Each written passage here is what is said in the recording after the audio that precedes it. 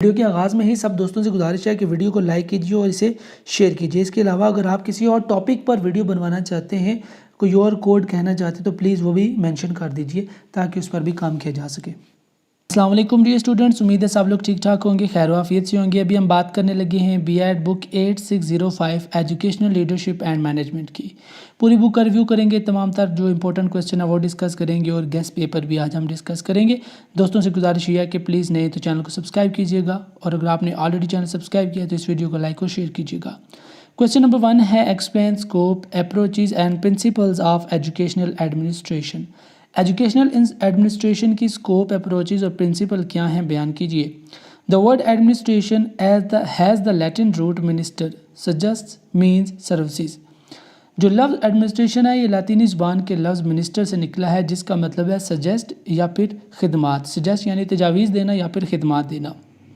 Scope of educational administration, اب educational administration کی scope کیا ہے، اس کی وسعت کیا ہے، اس کو ہم ایک ایبریویشن کی مدد سے بیان کر سکتے ہیں جس کو ہم کہتے ہیں پوسٹ کارپ۔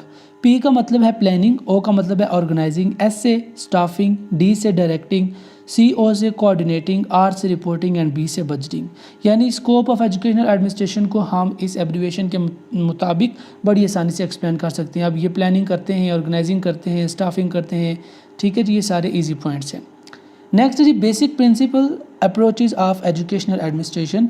ایجوکیشنل ایڈمنسٹریشن کے جو بنیادی اصول ہیں یا پھر جو اپروچز ہیں وہ کون کون سی ہیں؟ سب سے پہلا ہے principle of democratic leadership, responsibility for achieving a successful career اور اے سکسیزفل گول۔ اس کا مطلب یہ ہے کہ آپ نے جمہوری انداز سے تمام لوگوں کو ساتھ لے کر چلنا ہے، کیونکہ ایڈمنسٹریشن کی بات ہو رہی ہے اور ایجوکیشنل ایڈمنسٹریشن کی بات ہو رہی ہے، تو اس کا مطلب یہ ہے کہ ہیڈ ماسٹر کو چاہیے کہ وہ اپنے ماتحت کم کرنے والے تمام تر اساتذہ کو اپنے ساتھ جمہوری انداز میں لے کر چلے۔ یعنی اگر 3 ٹیچر ایک طرف ہوں گے، 5 ٹیچر ایک طرف ہوں گے، سب نے اپنی اپنی پارٹیاں بنائی ہوں گی تو پھر نظام صحیح نہیں چلے گا۔ اس لیے ڈیموکریٹک انداز میں سب کو لے کر چلنا ہے اور سب نے اپنی اپنی ذمہ داری نبھانی ہے۔ دوسرا پرنسپل ہے پرنسپل آف کوآپریشن۔ اب یہ کوآپریشن تبھی ہوگی جب ہیڈ ماسٹر اپنے آپ کو انسان سمجھے گا۔ اگر ہیڈ ماسٹر اپنے آپ کو کوئی خلائی مخلوق سمجھنے لگے گا یا سمجھے گا کہ میرا گریڈ بہت زیادہ ہائی ہے، تو پھر ایک تو نہ تو ڈیموکریسی ہوگی اور نہ ہی کوآپریشن ہوگی، ٹھیک ہے۔ تو دوسرا پرنسپل یہ ہے کہ اگر آپ نے انتظامی معاملات کو، بالخصوص تعلیم میں انتظامی معاملات کو اچھے طریقے سے چلانا ہے تو آپ نے کوآپریشن کرنی ہے۔ تیسرا ہے principle of scientific method, collecting facts and analysing them. اس کا مطلب یہ ہے کہ اگر آپ کو بحیثیت استاد، بحیثیت ہیڈ ماسٹر، بحیثیت ٹیچر اسکول کے معاملات میں کوئی گڑبڑ نظر آ رہی ہے، کوئی پریشانی آ رہی ہے، تو آپ اس پریشانی کو سائنٹیفک میتھڈ کے ذریعے حل کریں۔ سائنٹیفک میتھڈ کیا ہے کہ آپ نے سب سے پہلے اس مسئلے کو لکھنا ہے کہ مسئلہ یہ ہے، پھر دیکھنا ہے کہ مسئلہ کیوں پیش آیا ہے، پھر دیکھنا ہے کہ مسئلے کے حل کے لیے ہم کیا کیا کر سکتے ہیں، تو پھر جو سوٹیبل سولیوشن ہوگا آپ نے اس کو امپلیمنٹ کرنا ہے اور اس طرح اپنے مسئلے کو حل کرنا ہے۔ نیکسٹ ہے پرنسپل آف فلیکسیبلٹی، یعنی لچک ہونی چاہیے۔ That rules procedures and standards should be adjustable, یعنی ہیڈ ماسٹر نے یا پھر تعلیمی ادارے کے سربراہ نے جو بھی قوانین بنائے ہیں ان کو وقت اور حالات کے ساتھ ساتھ تبدیل کیا جانا چاہیے۔ یعنی کہ ٹیچر پر بے جا سختی نہیں کی جانی چاہیے۔ جو آپ کے کلرک ہیں، جو آپ کی مینجمنٹ کرتے ہیں، موسٹلی جو کھاتا حساب کتاب وغیرہ ہوتا ہے، ٹھیک ہے جی، پیسوں کے معاملے میں یہ سارے جو معاملات ہیں ان کو وقتاً فوقتاً دیکھنا چاہیے، فلیکسیبل رکھنا چاہیے۔ یعنی کہ آپ نے بہت زیادہ نہ ہی ٹیچر پر سختی کرنی اور نہ ہی ان کو بہت زیادہ جو ہے نا ریلیکسیشن دے دینی ہے کہ ٹیچر آپ کی بات کو سمجھے ہی نہ، اور اتنی بھی سختی نہیں کرنی کہ وہ آپ کو بہت سمجھنے لگ جائیں۔ نیکسٹ ہے پرنسپل آف پلاننگ۔ اس کا مطلب یہ ہے کہ آپ نے ہر کام کو ایک پلاننگ کے تحت کرنا ہے۔ بچوں کو پڑھانا ہے، پلاننگ کرنی ہے۔ آپ نے اگر کوئی فنڈ آیا ہوا گورنمنٹ کی طرف سے تو آپ نے اس کو کیسے استعمال کرنا ہے، کہاں استعمال کرنا ہے، یہ ساری پلاننگ کرنی ہے، ٹھیک ہے۔ تو یہ کچھ پرنسپلز ہیں جو کہ ایجوکیشنل ایڈمنسٹریشن میں بہت زیادہ ضروری ہے۔ ایزی سا کانسیپٹ ہے، ایزی سے پرنسپل ہے، اس لیے میں نے ان کو زیادہ ایکسپلین نہیں کیا، لیکن یہ امپورٹنٹ کویسچن ہے اور پیپر میں آنے والا ہے۔ اب اگر یہی کویسچن تھوڑا سا اس طرح آ جائے کہ اسلامک ایڈمنسٹریشن کے جو پرنسپلز ہیں وہ کیا ہیں، یعنی اسلام کے تحت جو تعلیمی ادارہ ہے اور اس کا جو سربراہ ہے، ایڈمنسٹریٹر ہے، اس کے لیے کیا کیا قوانین ہونے چاہیے، اس کے لیے کیا کیا پرنسپل ہونے چاہیے، تو وہ یہ پرنسپل لگے ہوئے ہیں۔ سب سے پہلا ایکویلٹی ہونی چاہیے، یعنی کہ وہ سب ٹیچرز کو ایکول سمجھے، سب بچوں کو ایکول سمجھے، سب ٹیچرز اور سب بچوں کو ایکول سٹیٹس دے اور ان سب کو ایکول اپرچونٹی ملے پڑھنے کے لیے اور آگے بڑھنے کے لیے۔ دوسرا ہے فریڈم آف ریلیجن، یعنی اگر ایک اسکول میں اگر کوئی کرسچن ٹیچ کر رہا ہے، ساتھ مسلمان ٹیچ کر رہے ہیں، ساتھ کسی اور مذہب کے لوگ ٹیچ کر رہے ہیں، تو اگر head master for example Christian ہے تو اس کو یہ چاہیے کہ وہ اپنے کرسچن والوں کو نہ صرف ترجیح دیتا رہے بلکہ سب کو برابر لے کر چلے اور سب کو فریڈم ہونی چاہیے. دی رائٹ آف لائف, سب کے پاس زندگی جینے کا حق ہے. And the right to property, سب کے پاس جائیداد بنانے کا, پیسہ بنانے کا حق ہونا چاہیے. No one is to suffer from the wrong of others, یعنی غلطی کسی اور نے کی ہے اس کا نقصان آپ کو ایسا نہیں ہونا چاہیے. اسلام میں فریڈم آف پرسن, ہر بندے کو شخصی آزادی ہے. فریڈم آف اوپینین, رائے دینے کی آزادی ہے. فریڈم آف موومنٹ, گھومنے پھرنے کی آزادی ہے. فریڈم آف ایسوسیشن, یعنی جو بھی بندہ جس کے ساتھ منسلک ہونا چاہے ہو سکتا ہے, یہ آزادی ہونی چاہیے. اور کچھ مزید آزادیاں یہاں پر لکھی ہوئی ہیں. تو کویسچن نمبر 1 یہاں پر اینڈ ہوتا ہے. کویسچن نمبر 2 ہے explain aspects and principles of management in detail. Management کیا ہے, انتظامی معاملات کیا ہے یا پھر انتظامیہ کیا ہے, اس کے ایکسپیکٹس اور پرنسپلز کو تفصیل کے ساتھ بیان کیجیے. مینجمنٹ ہیز 2 میننگس, مینجمنٹ کے 2 مطلب ہوتے ہیں. نمبر 1 ہے management as a group of functional people, یعنی وہ بندے جو کام کر رہے ہیں ان بندوں کی دیکھ بھال کرنا, جانچ پڑتال کرنا, یہ مینجمنٹ کہلاتا ہے. یا پھر management as performance process activity, یا پھر مینجمنٹ ایک پروسیس کا نام ہے, ایک ایکٹیویٹی کا نام ہے, یا پھر کسی کارکردگی کا نام ہے. اب مینج کرنے کے جو پرنسپل ہے, یعنی آپ چیزوں کو کس طرح سے مینج کریں گے, اس کے کچھ قوانین ہیں. سب سے پہلا قانون ہے ایکوریٹ ڈیسیشن, یعنی آپ نے جو بھی فیصلہ کرنا ہے وہ صحیح ہونا چاہیے. ٹائم سیونگ, یعنی جو بھی آپ مینجمنٹ کریں, پلاننگ کریں, آپ نے دیکھنا ہے کہ آپ کم سے کم وقت میں اپنا کام ختم کر لیں. پاس انفارمیشن, یعنی آپ کو جو بھی معلومات ملی ہے وہ آپ اپنی ٹیم کے ساتھ فوراً اس کو شیئر کریں تاکہ جلد از جلد کوئی مؤثر حل نکالا جا سکے. پرنسپل آف کریکٹیو ایکشن, یعنی کہ آپ نے ایک تو صحیح کام کرنا ہے, صحیح ایکشن کرنا ہے, یعنی کرپشن خود بھی نہیں کرنی اور دوسروں کو بھی نہیں کرنے دینی. اور اگر آپ کے سامنے کوئی بندہ غلط کام کر رہا ہے, کوئی غلطی کر رہا ہے, مسٹیک کر رہا ہے, تو آپ نے اس کی کریکشن کرنی ہے. مینجمنٹ آف کریکولم اینڈ کو کریکولر, جو آپ نے نصاب پڑھانا ہے یا نصاب سے ہٹ کر ہم نصابی سرگرمیاں کرانی ہیں ان کے حوالے سے مینجمنٹ کرنی ہے. مینجمنٹ آف ہیومن ریسورسز, انسانی وسائل جتنے بھی ہیں, ٹیچر ہو گئے, کمپیوٹرز ہو گئے, کلاس روم ہو گئے, بورڈ مارکر وغیرہ ہو گئے, آپ نے ان کی بھی مینجمنٹ کرنی ہے, یعنی دیکھ بھال کرنی ہے. فائنینس, پیسے کی دیکھ بھال کرنی ہے. پلانٹ, پودوں کی دیکھ بھال کرنی ہے. پرنسپل آف موٹیویشن, یعنی بچوں کے لیے اور ٹیچرز کے لیے آپ نے موٹیویشن قائم کرنی ہے, ان کو کوئی نہ کوئی لالچ دینی ہے, کوئی نہ کوئی ترغیب دینی ہے جس کی وجہ سے وہ کام کرتے رہیں اور اچھا کام کریں. Principle of measurement of performance, یعنی کہ آپ نے ہر بندے کی پرفارمنس کو میئر کرنا ہے, پیمائش کرنی ہے. یہ سارے پرنسپلز ہیں. اور آپ کچھ اسپیکٹس دیکھتے ہیں جو اہم عناصر ہیں جو اسکول مینجمنٹ سے ریلیٹڈ ہیں, یا پھر اگر بندہ اسکول میں موجود ہے اور اسکول کو مینیج کرنا چاہ رہا ہے لیکن اس کو کچھ مسائل درپیش ہیں, تو وہ مسائل کس طرح کے ہوتے ہیں وہ دیکھتے ہیں. سب سے پہلے سوسائٹی نیڈس, یعنی جب بھی آپ نے کسی بھی اسکول کے بارے میں کوئی پلاننگ کرنی ہے, کوئی مینجمنٹ کرنی ہے, تو آپ نے اسکول کی ضروریات کو دیکھنا ہے, اپنی ذاتی خواہشات کو سامنے نہیں رکھنا بلکہ بچوں کی اور اسکول کی جو بنیادی ضروریات ہیں ان کو سامنے رکھنا ہے. دوسری بات یہ کہ کوئی بھی کام جب آپ کریں گے تو آپ نے جو لوکیلٹی ہے اس کو بھی دیکھنا ہے. یہ نہ ہو کہ آپ ایک ایسا رول بنا دیں جس کے مطابق جو معاشرے والے جو لوگ ہیں, یعنی جہاں پر اسکول ہے, اسکول کے ارد گرد رہنے والے لوگ آپ کے خلاف ہو جائیں. دوسرا ہے the policy and the objectives, جو بھی آپ نے پالیسی بنانی ہے اسکول کے حوالے سے, جو بھی آبجیکٹیو آپ نے بنانے ہیں وہ کلیئر کٹ ہوں, سارے ٹیچرز کے ساتھ آپ نے شیئر کرنا ہے. اسکول کونسل, یعنی اسکول کے ارد گرد جو لوگ ہیں جو کونسل کا حصہ ہیں, آپ نے ان لوگوں کے ساتھ بھی شیئر کرنا ہے. دا ریسورسز, یعنی جتنے بھی ریسورسز ہیں آپ نے ان کی دیکھ بھال کرنی ہے. اب یہ سارے ایشوز بھی ہیں, یعنی معاشرے والے اگر آپ کے خلاف ہو جائیں تب بھی ایشو ہے. آپ نے کوئی پالیسی ایسی بنائی ہے جو کہ ارد گرد رہنے والے لوگوں کے خلاف ہے, یا پھر ٹیچرز جو موجود ہیں وہاں ان کے خلاف ہے, تو یہ بھی ایشو ہے. جو آپ کے پاس وسائل ہیں, بورڈ مارکر, پیسہ, کہتے ہیں اس کو, کمرے ہو گئے آپ کے پاس جناب, جتنے بھی کمپیوٹر لیبز ہوگی, کمپیوٹر وغیرہ ہوگی یا سائنس لیب ہوگی, یہ سارے ریسورسز ہیں. جب آپ ان کا صحیح استعمال نہ کریں گے تو پھر بھی مسائل پیدا ہوں گے. تو یہ بھی ایک ایشو ہے. اور آخری ایشو ہے دی آؤٹ کمز, نتائج. کون سے نتائج ہوں گے جب آپ کوئی سرٹن ایکشن کریں گے, تو آپ نے ان کو ذہن میں رکھنا ہے.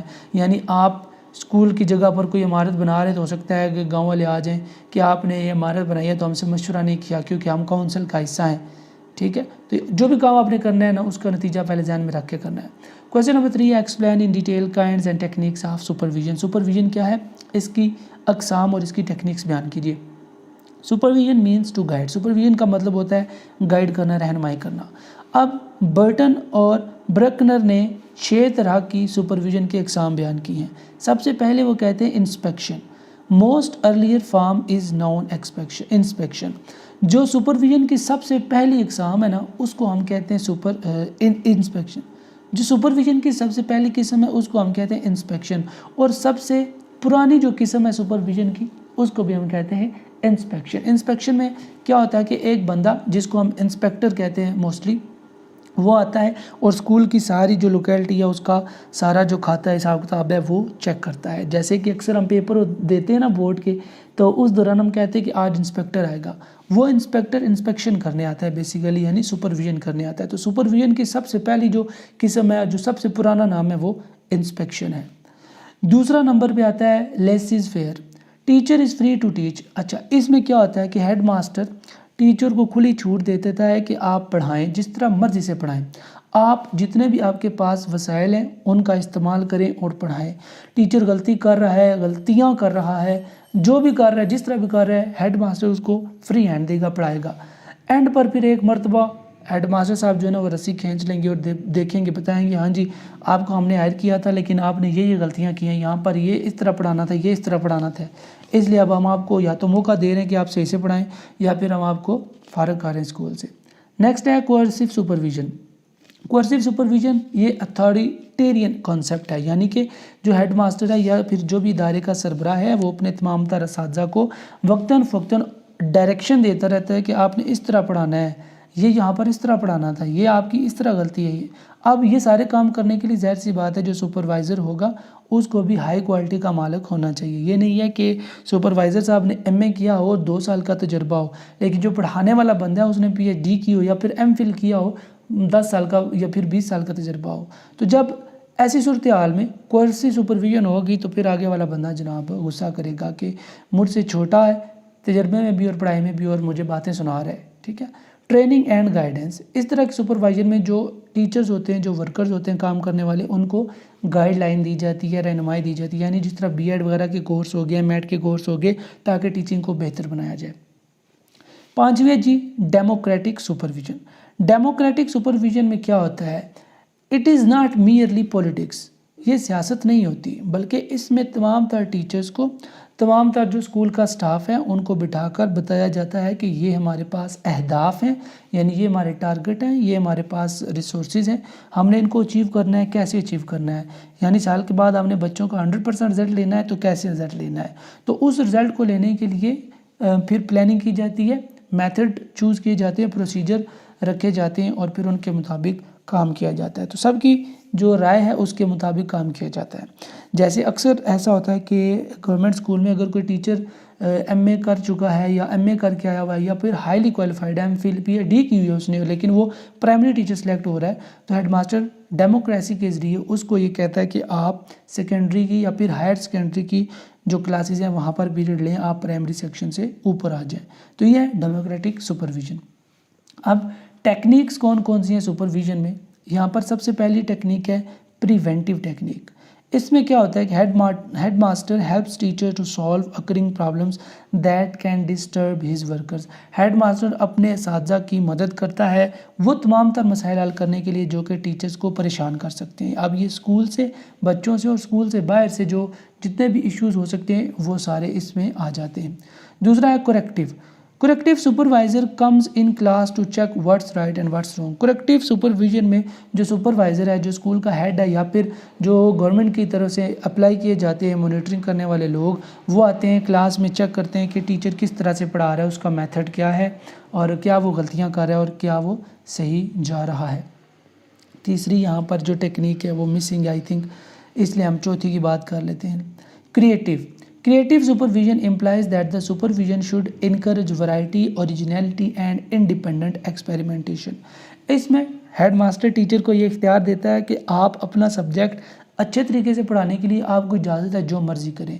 आप बच्चों को फील्ड ट्रिप कराएं, आप एक्टिविटीज़ कराएं, आप उनको खेल खेल में या गानों में पढ़ाएं, सिखाएं, जैसे भी आप करें।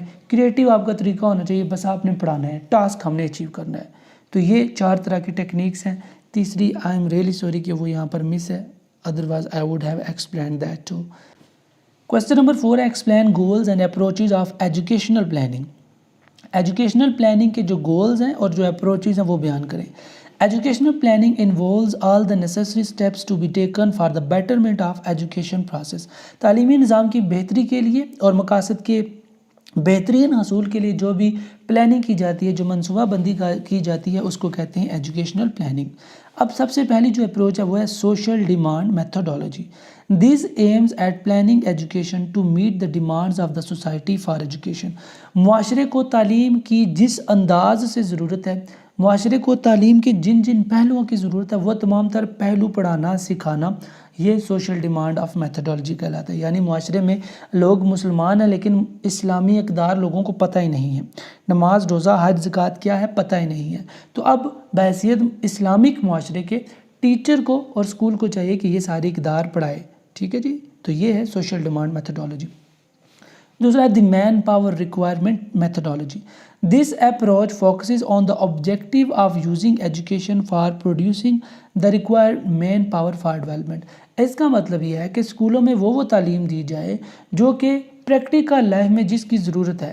فار ایگزامپل اگر پریکٹیکل لائف میں اس دور میں کمپیوٹر آپریٹرز کی ضرورت ہے یا پھر آئی ٹی ایکسپرٹس یا پھر ای کامرس والے بندوں کی ضرورت ہے، اور ہم اسکول میں آرٹس اردو انگلش یہی چیزیں پڑھا رہے ہیں، تو اس کا مطلب ہے کہ ہم جو ریکوائرڈ مین پاور ہے وہ نہیں پروڈیوس کر رہے. تو یہ دوسرا پرنسپل تھا یا پھر اپروچ تھی.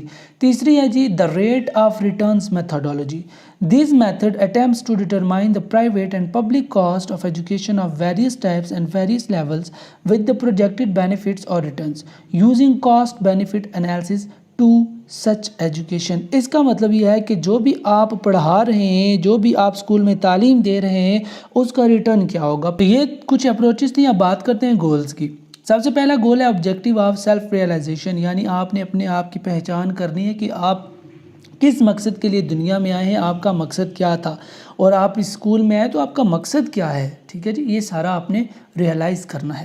Objective of human relation ships. یعنی جو انسانی تعلقات ہوتے ہیں ایک دوسرے کے ساتھ، ان کے کیا مقاصد ہیں، اور ایک دوسرے کے ساتھ جتنے بھی جو تعلقات ہوتے ہیں وہ کس بنیاد پر ہوتے ہیں اور کیوں ہوتے ہیں.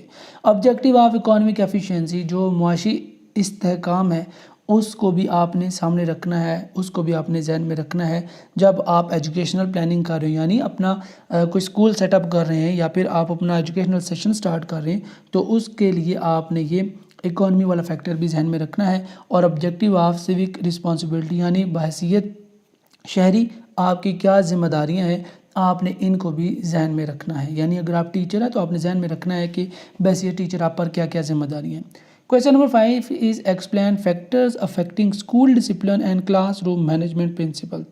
اسکول ڈسپلن کیا ہے اور اسکول ڈسپلن کو افیکٹ کرنے والے جو عناصر ہیں وہ بیان کیجیے، اور آپ کلاس روم کو کیسے مینیج کر سکتے ہیں، جو پرنسپلز ہیں وہ لکھیے. The word discipline is derive from the Latin root discipulus meaning a pupil اور ڈسپل. جو ڈسپلن ہے یہ لاطینی زبان کے لفظ ڈسپل سے نکلا ہے جس کا مطلب ہے شاگرد. اب اس کی ضرورت کیوں پیش آتی ہے؟ اس کی ضرورت اس لیے پیش آتی ہے تاکہ ہم سٹاف کی اور طالب علموں کی جو ہے نا سیفٹی کو یقینی بنا سکے. اس کے علاوہ اس کی ضرورت اس لیے پیش آتی ہے کہ ہم ایک اچھا بہترین مؤثر سیکھنے والا ماحول پیدا کر سکیں. اب جو اسکول کے ڈسپلن کو چیزیں خراب کرتی ہیں، یہ جو افیکٹ کرتی ہیں، ان میں درج ذیل ہیں. سب سے پہلے lack of leadership in teacher. یعنی ٹیچر میں اگر لیڈرشپ کی کوالٹی نہیں ہوگی، ٹیچر اچھا مینیج کرنے والا نہیں ہوگا تو ظاہر سی بات ہے ڈسپلن پرابلم ہوں گے. The current education system. جو ہمارا موجودہ نظام تعلیم ہے یہ بھی کہ اتنا اچھا نہیں ہے، اس کی بہت ساری خامیاں ہیں جس کی وجہ سے ڈسپلن کی پرابلم پیدا ہوتی ہے. یعنی اگر کوئی بچہ چھٹیاں کرتا ہے 10 12 چھٹیاں کرتا ہے تو پرائیویٹ اسکول میں اس کو خارج کر دیتے ہیں، لیکن گورنمنٹ کے اسکولز میں یہ رول ہے کہ جب تک کوئی بچہ چھٹیاں کر رہا ہے اور وہ 1.5-2 مہینے کے بعد دوبارہ واپس آ گیا نا تو آپ اس کا نام خارج نہیں کر سکتے. ٹھیک ہے، وہ دوبارہ آئے گا تو دوبارہ آپ اس کی حاضریاں لگائیں گے تو نام خارج نہیں کر سکتے جب تک وہ تعلیمی سیشن پورا نہیں ہو جاتا. Lack of sustaining ideals in the students. یعنی کہ طالب علم جب کسی کو دیکھتے ہیں نا تو اس کو اپنا آئیڈیل مانتے ہیں. اگر اس کو اس کی عادات اچھی لگیں تو ٹیچر میں خوبیاں نہیں ہیں کہ وہ کسی کو آئیڈیل نظر آ سکے تو اسٹوڈنٹ پھر اس کو آئیڈیل کیسے مانیں گے. یعنی بات یہ کہ ٹیچر اگر خود ڈسپلن پر عمل نہیں کرے گا تو بچے پھر کیسے کریں گے. تو اس وجہ سے ڈسپلن کا ایشو ہوتا ہے. اور اکانومک ڈیفیکلٹیز. اب ڈسپلن اس سے مراد یہ ہے کہ کچھ بچے اسکول نہیں آتے. وہ کیوں نہیں آتے؟ ان کے پاس کاپی پینسل نہیں ہوتے، ٹیچر ان کو مارتے سزا دیتے ہیں. اب ٹیچر بیچارے یہ نہیں سمجھنے کی کوشش کرتے کہ ان کے پاس کاپی کیوں نہیں ہے، پیسوں کی وجہ سے نہیں ہے، کیا مسائل ہیں جن کی وجہ سے کاپی پینسل نہیں ہے. تو بس مارتے ہیں، بس بچے ذہنی طور پر مریض بن جاتے ہیں مار کے ڈر سے، اور پھر شرمندگی ان کو ہوتی ہے جس کی وجہ سے اسکول نہیں آتے. تو یہ ایک ڈسپلن خراب ہونے کی یہ بھی ایک وجہ ہے. نیکسٹ ہے میجرمنٹ. اب آپ ان کو ٹھیک کرنے کے لیے کیا کیا کر سکتے ہیں. اسکول میں آپ ڈسپلن بنا سکتے ہیں اور گائیڈ لائن پروگرام بنائیں کہ یہ سارے رولز ہیں ان کو فالو کرنا ہے. پاس دیں, جو بچہ پانی پینے کے لیے جائے گا اس کے پاس ہو, ادروائز جو بھی ہوگا اس کو سزا ملے گی. پرو ایکٹیو میجرمنٹس ہونے چاہیے, مطلب جس حد تک آپ ممکن ہے اقدامات کر سکتے ہیں وہ اقدامات کریں. اور جو بچے ڈسپلن کی خلاف ورزی کرتے ہیں, مس بیہیو کرتے ہیں, آپ ان کی وجوہات جاننے کی کوشش کریں کہ یہ کیوں کرتے ہیں اس طرح ڈسپلن کی خلاف ورزی. اور اس کے بعد پازیٹیو ڈسپلن ٹیکنیک, جو مثبت ڈسپلن کی جو ٹیکنیک ہیں وہ کیا کیا ہو سکتی ہیں. یعنی آپ نے مثبت ڈسپلن بچوں میں پروان چڑھانا تو کیسے پروان چڑھائیں گے, یہ ساری باتیں آپ نے سوچنی ہے, دیکھنی اور لکھنی ہے. اب کلاس روم کو مینیج کرنے کے جو پرنسپل ہیں ان میں سب سے پہلا ہے کہ assess, clarify and communicate needs and expectation. آپ نے سب سے پہلے کلاس روم کو اسیس کرنا ہے, جج کرنا ہے. پھر آپ نے جو بھی ججمنٹ کیا کلیریفائی کرنا ہے کہ ہاں جی میری ججمنٹ ٹھیک ہے. پھر اس کے بعد آپ نے بچوں کے ساتھ کمیونیکیٹ کرنا ہے, بچوں کی جو ضروریات ہیں ان کو سامنے رکھنا ہے. بچے آپ سے کیا ایکسپیکٹ کرتے ہیں, آپ بچوں سے کیا ایکسپیکٹ کرتے ہیں, ان سب کا آپ نے موازنہ کرنا ہے اور دیکھنا ہے کہ کہاں پر آ کر بیلنس ہو سکتا ہے. یعنی آپ کو بچوں کی کتنی ضرورت ہے اور بچوں کو آپ کی کتنی ضرورت ہے. تو یہ پہلا پرنسپل ہے. دوسرا ہے warm and nurturing class room climate. Class room کا جو ماحول ہے وہ پرسکون ہونا چاہیے, یعنی ہر وقت شور و غل, اونچی آواز میں باتیں, ڈانٹ ڈپٹ, یہ نہیں ہونا چاہیے, لاڈ پیار بھی ہونا چاہیے. Democratically develop a set of rules. آپ ایک ایسا قوانین کا سیٹ بنائیں جو بچے ایزیلی فالو کر سکیں اور بچے بھی کہیں گے یس وی ول فالو دیٹ. پھر آپ ایک ڈیلی روٹین بنائیں جو کہ فلیکسیبل ہو, یعنی ہر بار بچہ اگر کام نہ کر کے آئے تو آپ نے اس کو مارنا ہی نہیں ہے, ڈانٹنا ہی نہیں ہے. کبھی کبھی اس کو پیار سے سمجھا کے نا اس کو غلطی کا احساس دلا کے چھوڑ بھی دینا ہے. Make learning more attractive. آپ نے بچوں کے ساتھ گیمز کھیلنی ہے, ایکٹیویٹیز کرانی ہے تاکہ بچے کھیل میں سیکھ جائیں. جو مس بیہیو کرنے والے بچے ہیں آپ نے ان کو عزت کے ساتھ, پیار کے ساتھ ڈیل کرنا ہے. یعنی ایک دو جو بچہ غلطی کرتا ہے نا, ضد پر اڑ جاتا ہے, اس کو اور ماریں گے, بے عزت کریں گے تو وہ ڈیٹ ہوگا. اس لیے آپ نے اس کو غلطی کا احساس دلانا ہے پیار سے. when all else fails respectfully remove the student from the class. جب آپ کی یہ ساری تدابیر ختم ہو جائیں, کوئی بھی بچے پر اثر نہ کر رہی ہو, تو پھر اس کے بعد آپ بچے کو کلاس سے باہر نکال دیں. لیکن ہم موسٹلی کیا کرتے ہیں, بچوں نے کام نہیں کیا, چلو جاؤ جی کلاس سے باہر کھڑے ہو جاؤ. ٹھیک ہے, تو یہ بات صحیح نہیں ہے. Question number 6 is explain in detail management of school resources. School کے جو بھی ریسورسز ہیں, وسائل ہیں, ان کی مینجمنٹ کے بارے میں بتائیے کہ آپ کیسے مینج کر سکتے ہیں. Resources anything that is use to improve the quality of education. ذرائع یا وسائل سے مراد ایسی چیز ہے یا کوئی بھی چیز ہے جس کو آپ تعلیم کی کوالٹی کو بہتر بنانے کے لیے استعمال کرتے ہیں. اب اسکول کے ریسورسز کون کون سے ہوتے ہیں؟ اسکول کے مین ریسورسز 3-4 طرح کے ہوتے ہیں. ایک ہوتا ہے اسکول کی بلڈنگ, دوسرا ہوتا ہے اسکول کا ہاسٹل, تیسرا ہوتا ہے اسکول کے جو رجسٹر ہیں. اس کے علاوہ اسکول کی جو لائبریریز ہیں, اسکول کی جو لیبارٹریز ہیں, یہ ساری ہو سکتی ہیں. اور جہاں پر اسکول ہے اس اسکول کے ساتھ اگر کوئی گراؤنڈ وغیرہ ہے تو وہ بھی اسکول کے ریسورسز ہیں. اب اسکول بلڈنگ اینڈ ہاسٹل, آپ نے اسکول کی بلڈنگ بحیثیت جو ریسورس ہے, وسائل ہے, آپ نے ان کی دیکھ بھال کرنی ہے, کمرے صاف ستھرے ہوں, کوئی الیکٹریسٹی کا شارٹ نہ ہو. ٹھیک ہے جی. ہاسٹل میں بھی آپ نے رولز رکھنے ہیں, بچوں کے رہنے کے اچھے انتظامات کرنے ہیں, کھانے پینے کے جو انتظامات ہیں وہ اچھے ہوں, ڈسپلن ہو. ٹھیک ہے. اب اس میں آپ بے شمار باتیں لکھ سکتے ہیں. اسکول کی یا ہاسٹل کی بات کریں تو سب سے پہلا ڈسپلن, پھر رجسٹر مینٹیننگ, پھر اس کے بعد یونیفارم, اس کے بعد ٹائم ٹیبل, اس کے بعد پیریڈ جو ہوتے ہیں. تو یہ ساری باتیں آپ اسکول بلڈنگ یا ہاسٹل میں لکھ سکتے ہیں. اور پھر سائٹ آف دا اسکول, یعنی جہاں پر آپ کا اسکول ہے, آپ نے اس کے ارد گرد کے جو حالات ہیں وہ بھی دیکھنے ہیں. اسکول کو نہ صرف اندرونی بلکہ بیرونی والے سے بھی محفوظ کرنا ہے. باہر سے آپ نے پینٹ کرانا ہے, وال چاکنگ وغیرہ کرنی ہے, اسکول کو خوبصورت بنانا ہے. اس کے بعد رجسٹر, اسکول میں بے شمار طرح کے رجسٹر ہوتے ہیں. نیکسٹ کویسچن میں ہم وہ پڑھیں گے تو وہاں پر میں ڈیٹیل سے بیان کروں گا. لرننگ ریسورسز, دوسرے ایک تو ریسورسز یہ ہوگی جو بلڈنگ وغیرہ ہوگی, ٹھیک ہے, رجسٹر وغیرہ ہوگی. دوسرے ریسورسز وہ ہیں جن کی مدد سے ہم بچوں کو پڑھاتے ہیں. اب یہ ریسورسز کون کون سے ہوتے ہیں؟ Instructional material, board marker, white board. اس کے علاوہ جتنے بھی آپ انسٹرومنٹس استعمال کریں گے وہ سارے لرننگ ریسورسز میں آئیں گے, جیسا کہ آڈیو ویژول ایڈس, کمپیوٹر, لیپ ٹاپ, ٹیبلٹ. ٹھیک ہے جی. ٹی وی پر جو کارٹونز وغیرہ دکھاتے ہیں, یہ سارے آپ کی آڈیو ویژول ایڈز میں آتے ہیں, لرننگ ایڈز میں. لائبریری, ایجوکیشنل فائنینسنگ, بجٹنگ, یہ سارے لرننگ ریسورسز میں آتے ہیں. آپ نے ان کی بھی مینجمنٹ کرتی ہے, کیونکہ جب آپ مینجمنٹ نہیں کریں گے, اچھے سے ان کے حوالے سے منصوبہ بندی نہیں کریں گے, ان کی دیکھ بھال نہیں کریں گے, تو آپ کا نقصان, اسکول کا نقصان, اور جب اسکول کا نقصان ہوگا تو ہیڈ ماسٹر کا نقصان.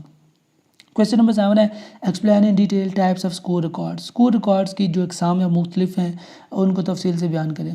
रिकॉर्ड क्यों रखे जाते हैं? To show the details. किसी भी बंदे को जो आपसे बड़ा है, सुपरवाइज़र है, इंस्पेक्शन करने वाला है, आप उसको दिखा सकें सारी तफसीलात, इसलिए रिकॉर्ड रखा जाता है। अब रिकॉर्ड्स के मुख्तलिफ अक़साम हैं, 4 तरह के एग्ज़ाम हम यहाँ पर बयान करेंगे। एक है जनरल एग्ज़ाम, इनमें वो सारे तमाम तरह रजिस्टर आ जाते हैं जो स्कूल के अंदर आप रखते हैं अपना हिसाब किताब रखने के लिए। सबसे पहला कैलेंडर आ जाएगा, लॉग बुक आ जाएगी, विजिटर बुक आ जाएगी। लॉग बुक से मुराद ये है कि अगर कोई बंदा विज़िट करने के लिए आया है तो वो वहाँ पर अपनी डेटा एंट्री करेगा, बताएगा कि मैं फ़लाँ जगह से आया हूँ और मैंने फ़लाँ स्कूल में ये चीज़ देखी है, ठीक है, तो वो लॉग बुक में लेके चला जाएगा। सर्विस रजिस्टर, ये जो सर्विस बुक होती है। Register of loan and building, school के लिए आपने जो अगर कोई लोन या लिया है, बिल्डिंग रेंट पे लिया है तो उसके लिए अलग से रजिस्टर, यानी स्कूल से रिलेटेड हर वो चीज़ जिसका आपने गवर्नमेंट को जवाब देना है उसके लिए आपने रिकॉर्ड रखना है, आपने उसकी रजिस्टर रखना है। स्टाफ लीव, यानी स्टाफ ने छुट्टियाँ की हैं तो कितनी छुट्टियाँ की हैं, किस टीचर ने साल में, ये सारा हिसाब किताब रखना है। जो फाइनेंशियल रजिस्टर होते हैं उसमें आपको गवर्नमेंट की तरफ से कितना बजट मिला है, आपने कितने पैसे कब निकलवाएं, कितने पैसे कब आपने बैंक में सबमिट करवाएं, आपने पैसे निकलवाएं तो कहाँ कहाँ खर्च किए, ये सारा हिसाब किताब रखने वाले जो रजिस्टर होते हैं वो फाइनेंशियल रजिस्टर कहलाते हैं। उनकी ये दर्जाए अक़साम है। नेक्स्ट है एजुकेशनल रजिस्टर। इसमें आप क्या करते हैं, बच्चों का हाज़िरी रजिस्टर रख देते हैं, आप टीचर का हाज़िरी रजिस्टर रखते हैं, जो टाइम टेबल रजिस्टर है वो, और टीचर का जो टाइम टेबल रजिस्टर है वो इसमें आ जाता है। नेक्स्ट है इक्विपमेंट रजिस्टर। इसमें जो आपको गवर्नमेंट की तरफ से मिला हुआ होता है सारा स्टफ़, चेयर्स, टेबल वगैरह, आपने उन सब का हिसाब रखना है कि 200 कुर्सियाँ हैं, 400 टेबल हैं, जितने भी सामान आपको मिला होता है वो सारा इन रजिस्टर में हम लिखते हैं, यानी जिसको हम स्टॉक बुक कहते हैं। फिर लाइब्रेरी में कितनी किताबें हैं, कौन कौन सी किताबें हैं, कौन सी किताब कब गई है, कब आई है, ये सारा हिसाब किताब आपने रखना है, ठीक है जी। इसके अलावा stock and issues of game material, जो गवर्नमेंट की तरफ से आपको गेम्स के लिए, स्पोर्ट्स के लिए सामान मिलता है, बाकायदा मिलता है, उसका भी आपने हिसाब किताब रखना है, कितने गेंद है, कितने बैट है, तो एक एक चीज़ का हिसाब रखा जाता है गवर्नमेंट में या जो गवर्नमेंट स्कूल होते हैं वहाँ पर। तो ये मुख्तलिफ़ तरह के रजिस्टर हैं। तो ये भी हमारा क्वेश्चन यहाँ पर कंप्लीट हुआ। क्वेश्चन नंबर 8 है explain need, role, criteria of evolution and evaluation system. सबसे इंपॉर्टेंट क्वेश्चन है, एवेलुएशन क्या है और इसका क्राइटेरिया क्या है। एवेलुएशन का मतलब होता है टू जज द लेवल ऑफ सक्सेस, कामयाबी का जो लेवल है, जो सतह है, उसको जांचने के लिए हम एवेलुएशन करते हैं। डैनियल स्टफलबीम, इसने 1960 के आखिर में और 1970 के शुरू में ये जनाब थ्योरी दी थी, CIPP सिप, ये बड़ी इंपॉर्टेंट थ्योरी है, ये ज़रा गौर से देखिएगा। It is acronym of context, input, process and product, यानी ये एब्रीविएशन है। C से बनता है कॉन्टेक्स्ट, I से बनता है इनपुट, P से प्रोसेस और P से प्रोडक्ट। अब कॉन्टेक्स्ट में इवैल्यूएशन डिसीजन, यानी जब इवैल्यूएशन आप कर रहे होते हैं तो ये आप 4 तरह की बातें सामने रखते हैं। सबसे पहला है कॉन्टेक्स्ट। कॉन्टेक्स्ट में आप देखते हैं कि प्लानिंग हमने क्या की थी, जो हमारे मकासद थे, हमने क्या मकासद रखे थे, उनको अचीव करने के लिए हमने क्या मंसूबा बनाया था। सबसे पहले इस चीज़ की इवैल्यूएशन की जाती है, यानी असेसमेंट की जाती है, जायज़ा लिया जाता है। फिर उसके बाद उन गोल्स को अचीव करने के लिए प्लानिंग पर हमने अमल किया है, इनपुट किया या नहीं किया। अब इनपुट जब किया है तो हम सारा स्ट्रक्चर देखेंगे कि हमने कब कब कौन कौन सी पॉलिसी पे अमल किया है। फिर प्रोसेस, जब हमने उस पॉलिसी पर अमल किया है तो हमने कौन सा प्रोसेस इस्तेमाल किया है, यानी बाकायदा इम्प्लीमेंटेशन भी की है या नहीं इम्प्लीमेंटेशन की।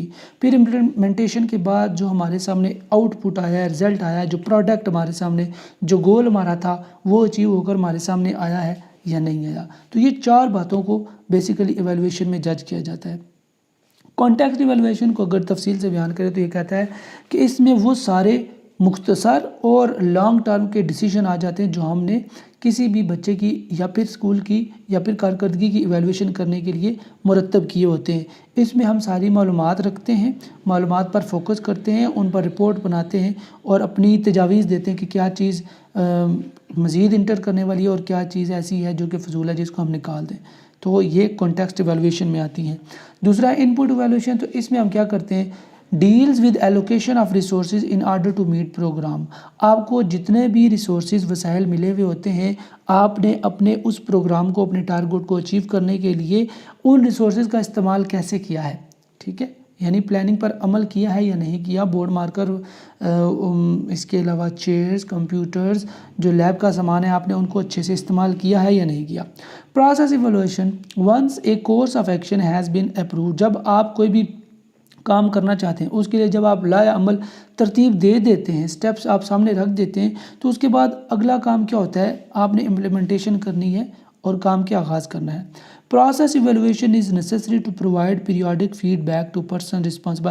اس پروسیس ایویلویشن میں آپ کیا کرتے ہیں، جو آپ نے لائے عمل طے کر دیا اس کے مطابق آپ عمل کرتے ہیں، جو آپ کا سپروائزر ہے جو سپرویژن کر رہا ہے آپ نے اس کو بتانا ہے کہ ہم نے پلان کے مطابق عمل کیا ہے، یہ ہمارا پروسیجر تھا، تو یہ ہمارے سامنے رزلٹ آ رہے ہیں، ٹھیک ہے جی۔ اب ان رزلٹ میں اس پلاننگ میں سٹیپس میں بہتری اگر کرنے کی ضرورت پیش آتی ہے تو ان میں بہتری لائی جاتی ہے۔ آخری ہے جی product evaluation. The fourth type of evaluation is product evaluation. Its purpose is to measure and interpret attainments not only at the end of program cycle but as often as necessary. اس کا مطلب یہ ہوتا ہے کہ جو بھی آپ کام کر رہے ہیں آپ نے وہ سارے سٹیپ کر لی ہیں، تو آخر پر آپ چیک کریں کہ آپ کو آپ کا گول مل گیا ہے یا نہیں ملا۔ اب یہ ایویلویشن کرنے کے لیے لازمی نہیں ہے کہ آپ پروگرام کے آخر پر ہی بتائیں اور دیکھیں، آپ ایک سٹیپ کریں ساتھ دیکھیں کہ جناب آپ کو اس کا آؤٹ پٹ ملا ہے یا نہیں ملا۔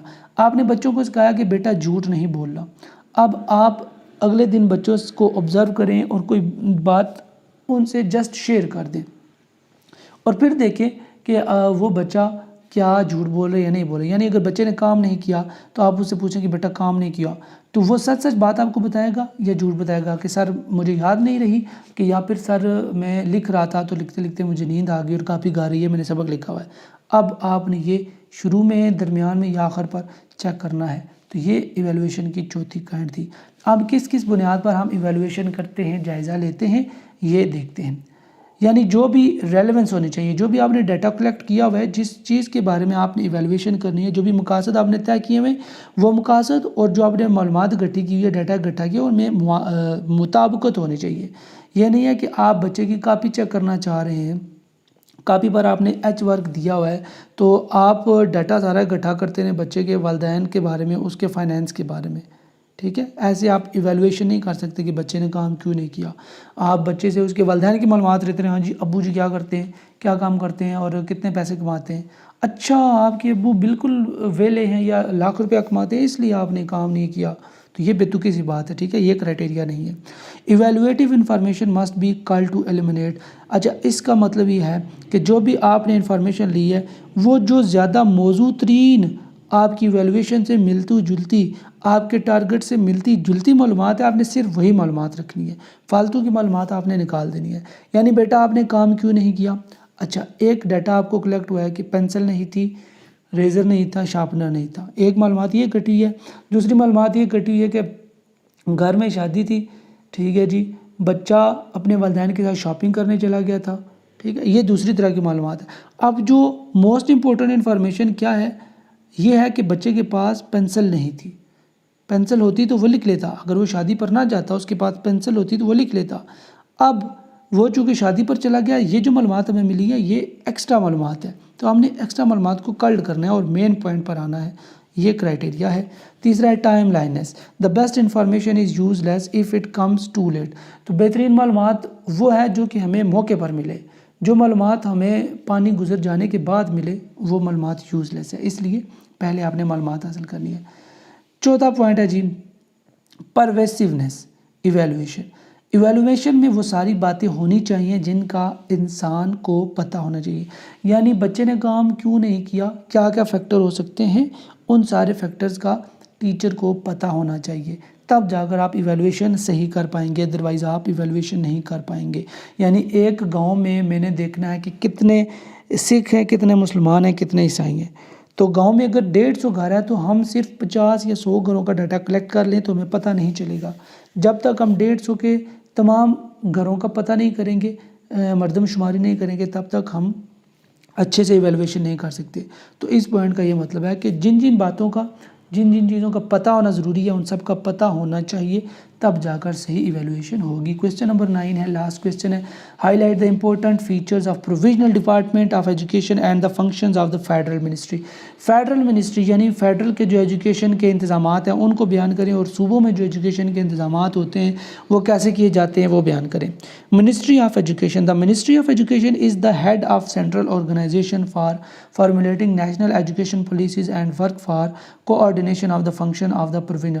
جو منسٹری آف ایجوکیشن ہے یہ وفاق میں اسلام آباد میں ایک ادارہ ہے جو کیا کرتا ہے، ملک بھر میں جتنی بھی تعلیمی پالیسیاں بناتا ہے، اور ان پالیسیوں کے تحت جتنے بھی ادارے وفاق میں ہیں ان کو آپس میں مل جل کر کام کرنے کی تنبیہ کرتا ہے تاکہ تعلیمی مقاصد کو حاصل کیا جا سکے۔ اب یہی وفاق کا جو ادارہ ہے یہ آگے اسمبلیوں میں یعنی پنجاب، سندھ، سرحد، خیبر پختونخوا، ان تمام تر صوبوں میں وہ اپنی پالیسیز پیش کرتا ہے، اور مل جل کر صوبوں میں بھی پھر وہی اسی طرح کا نظام وہ پیش کرتا ہے اور اس کا اطلاع کرتا ہے تاکہ تعلیمی مقاصد کو اچیو کیا جا سکے۔ اب ایجوکیشن سیکریٹریٹ کیا سسٹم ہے یہ دیکھیے ذرا سمجھیے گا۔ The federal education secretary is chief executive of the education secretariat, یعنی جو وفاق میں تعلیمی ادارہ ہے جس کو سیکریٹریٹ کہتے ہیں، اس کا ایک سربراہ ہوتا ہے جس کو ہم کہتے ہیں چیف ایگزیکٹو آف ایجوکیشن۔ اب یہ ذمہ دار ہوتا ہے کہ وفاق کے انڈر جتنے بھی ادارے ہیں ان میں جتنی بھی آپ نے پالیسیز بنانی ہے، یعنی چھٹیاں کب دینی ہیں، تعلیمی سیشن کب تک ہوگا، نصاب کیا پڑھانا ہے، یہ ساری ذمہ داری اس چیف ایگزیکٹو آفیسر کی ہوتی ہے۔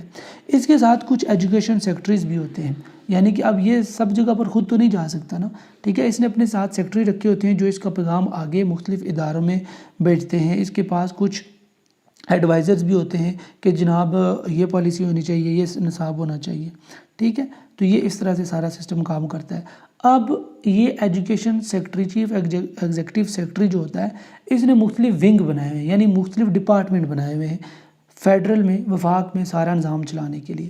اب سب سے پہلا جو ڈپارٹمنٹ ونگ ہے وہ ہے ایڈمنسٹریٹو ونگ۔